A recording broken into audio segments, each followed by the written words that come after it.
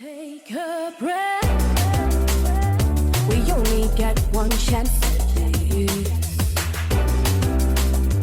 Before you know it, I'll be gone.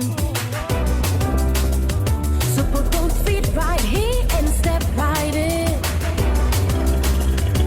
I'll be waiting, waiting.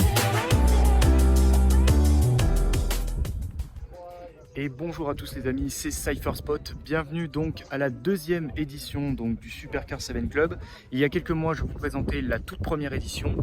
Et nous voici donc, au mas de la Barben. Je ne sais pas trop comment ça se prononce.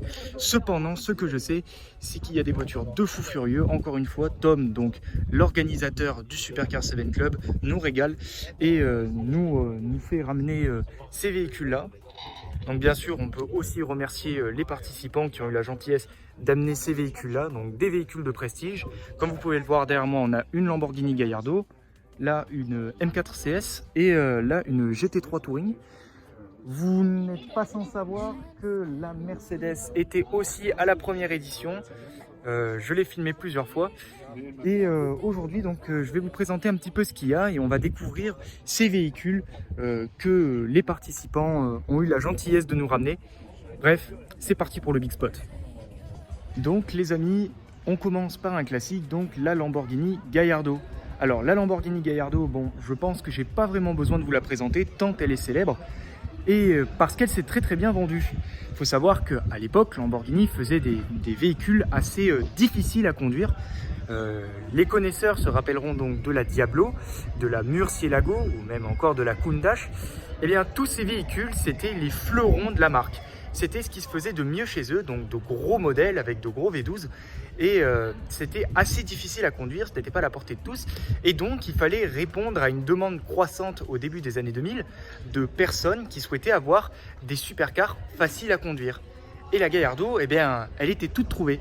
C'est exactement ce que voulait en fait faire le groupe Volkswagen quand ils ont commercialisé la Gallardo suite au rachat de Lamborghini passé sous la tutelle d'Audi.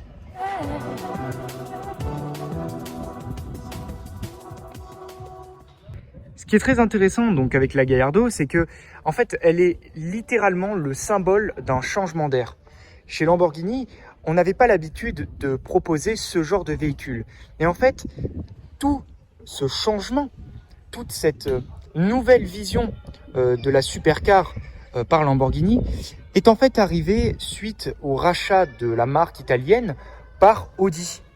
Et Audi a décidé donc de prendre part à la vie de Lamborghini ainsi qu'à ses modèles, si bien que la Gallardo partage les mêmes motorisations qu'une Audi R8.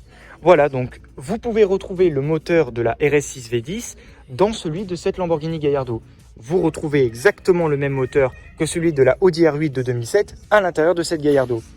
Et beaucoup de fans de Lamborghini ont fustigé ce rachat par Audi, prétextant en fait que Lamborghini avait perdu un peu de son âme. Et pour le coup, je suis plutôt d'accord. Seulement, est-ce que ça vaut vraiment le coup de dire que Lamborghini a perdu son âme? Pas tellement, parce que sans Audi, Lamborghini serait sans doute en train de couler, et on peut dire que Audi a quand même donné de sacrées perspectives à la marque qui à la base se voulait en déclin.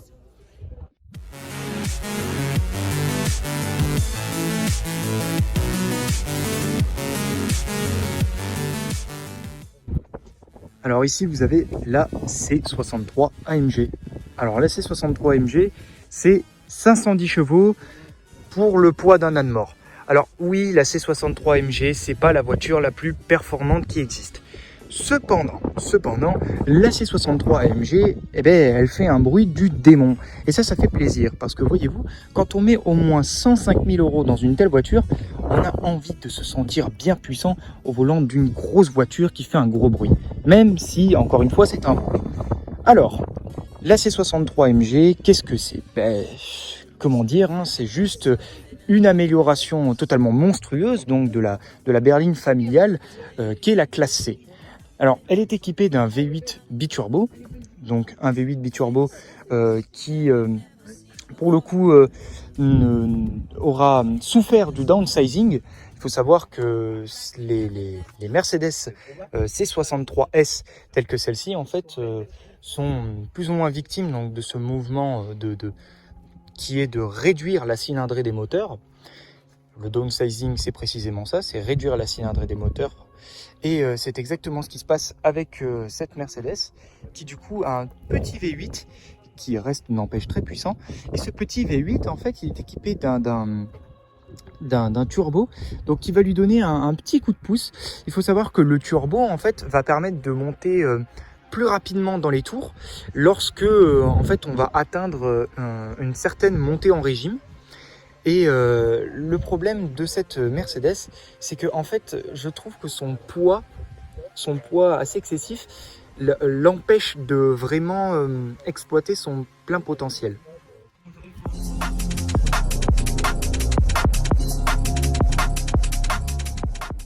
Alors là, vous avez une Corvette C6, Z06. Alors, ces Corvettes-là, personnellement, moi, j'en suis pas un très grand fan. Alors, pourquoi? Déjà de une, parce que je trouve que la forme n'est pas ouf. Je trouve que la ligne est assez biscornue. Alors après, ça, c'est qu'une question de goût. Mais aussi parce que ces véhicules-là, en fait, ils consomment énormément et c'est très difficile de les conserver, surtout dans la période qu'on traverse actuellement où le prix du pétrole en fait est en augmentation constante. Voilà, donc en fait cette Corvette, qu'est-ce que c'est cette Corvette? En fait c'est une réponse des Américains, si vous voulez, aux super sportives italiennes. Voilà, y a Chevrolet qui se sont dit putain, on a des Ferrari énervés, des Lamborghini énervés, on a les Allemands qui nous défoncent, il nous faut une voiture stylée. Et ben voilà ce qu'ils nous sortent, donc la Corvette. Et la Corvette, du coup, c'est une voiture de légende, si je puis dire, parce que les premières Corvettes avaient fait leur preuve à l'époque dans un monde totalement dominé en fait par les Italiennes et les muscle cars d'autres concurrents. Ça en fait, si vous voulez, c'est un petit peu la super sportive à l'américaine telle qu'on sait les faire. Les Corvettes en fait, elles se sont toujours un peu démarquées du lot. Il y a peut-être aussi la Ford GT qui s'est démarquée aussi du lot, mais les autres en fait, contrairement aux autres, la Corvette en fait c'est celle qui se rapproche plus de la supercar GT traditionnelle qu'on a l'habitude de connaître en Europe. Je trouve qu'elle se démarque vachement des autres voitures américaines. Vous savez, on a beaucoup de muscle cars. Chevrolet aussi a sa muscle car, la Camaro. On a la Mustang, on a les Dodge, mais on n'a pas d'équivalent en fait chez Ford à la Corvette. On n'a pas d'équivalent à la Corvette chez Dodge. Et bon, on peut pas dire que chez Chevrolet il n'y a pas d'équivalent vu que la Corvette est une Chevrolet.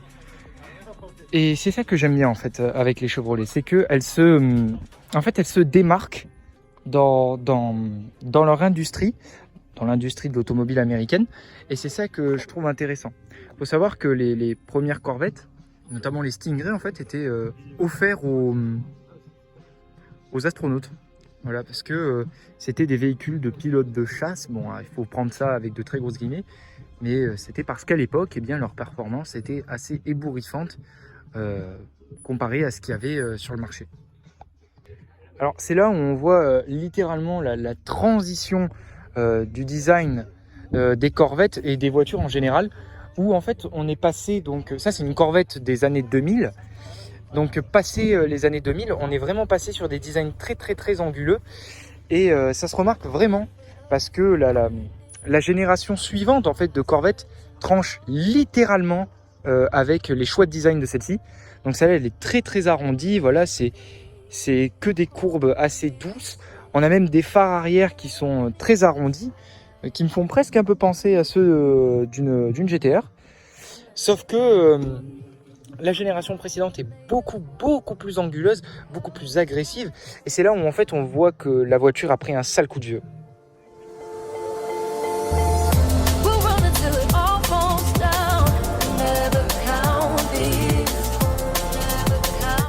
Et ici, vous avez donc la M4 CS. Alors, la M4 CS, ce que j'aime bien avec la M4 CS, c'est qu'en fait, c'est un compromis. C'est-à-dire qu'on a la M4 standard et on a donc la M4 GTS.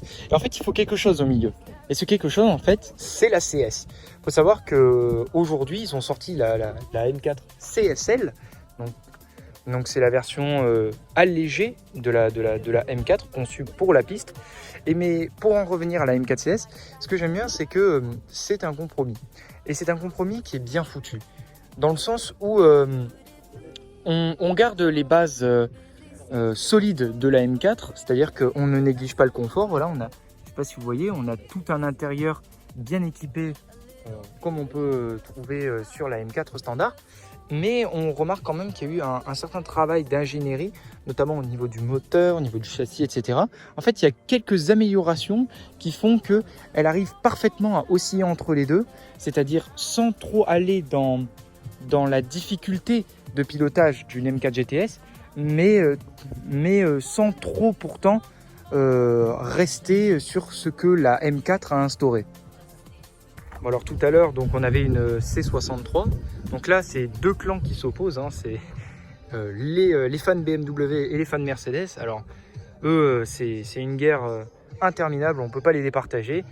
Les mecs de chez BM, c'est des fous furieux, et les gars de chez Merco aussi. Alors certains vous diront que Mercedes c'est mieux parce qu'ils ont un palmarès en Formule 1, etc.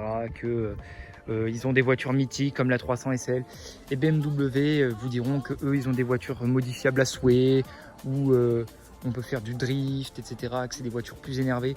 Bref, c'est une guerre un peu nulle. Moi personnellement, j'ai une petite préférence pour BMW parce que les Mercedes récentes en fait m'ennuient.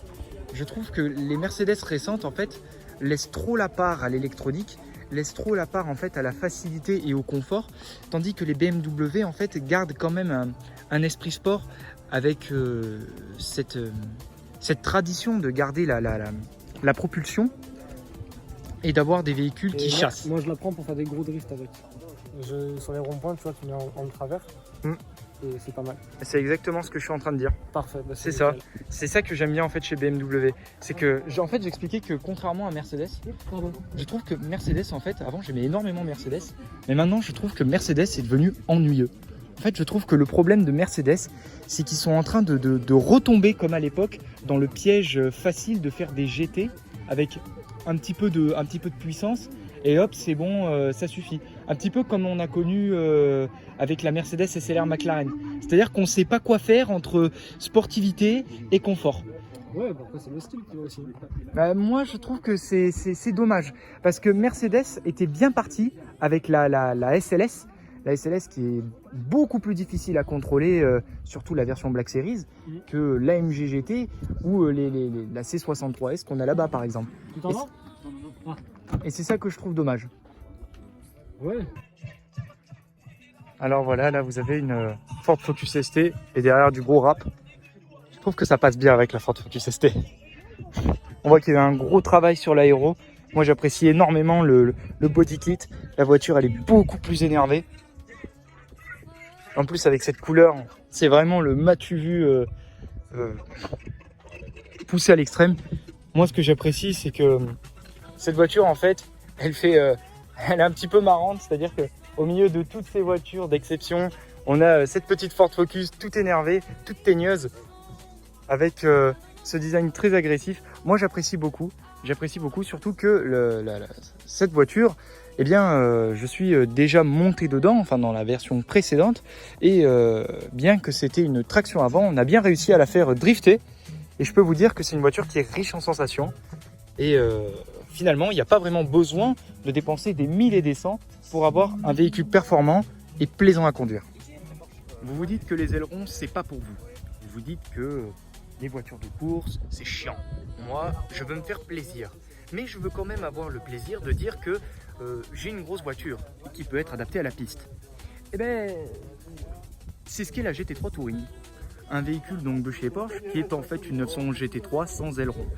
Donc le problème de cette voiture, c'est que vous ne pourrez pas faire le kéké ni même faire cuire vos saucisses sur l'aileron, comme à la base c'est censé être prévu. Quoi, vous ne le faites pas vous? Bon, selon moi, on a fait le tour de ce qui pouvait être assez intéressant donc dans cette deuxième édition du Supercar 7 Club. Je pense pas avoir grand chose à dire sur les autres véhicules, en sachant que j'en ai souvent déjà parlé dans d'autres vidéos. Donc voilà, je pense que ce sera tout pour cette vidéo. J'espère qu'elle vous aura plu. que vous aurez découvert beaucoup de choses. J'espère que vous partagerez donc ma vidéo, que vous la likerez et que vous vous abonnerez. Et je vous dis à très bientôt pour le prochain spot.